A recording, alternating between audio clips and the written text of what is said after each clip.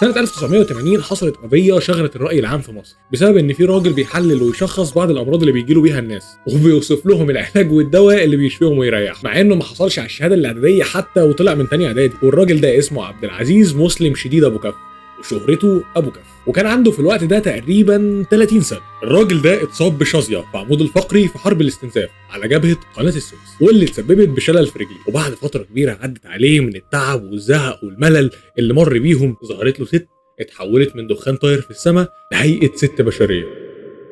قربت منه وقالت له ان اسمها الحاجه، وانها جنيه مؤمنه، وانها هتشفيه من مرضه وهتخليه يرجع يمشي تاني. بس قالت له ان عندها شرط. ابو كف طبعا كان قاعد بيعرق وبيرتعش وما قدرش يتكلم ولا يقول جمله واحده. تاني يوم عدى وبرضه ظهرت له واتكلمت معاه وقررت نفس السؤال.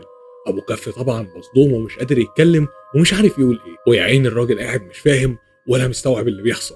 وعدى اليوم التالت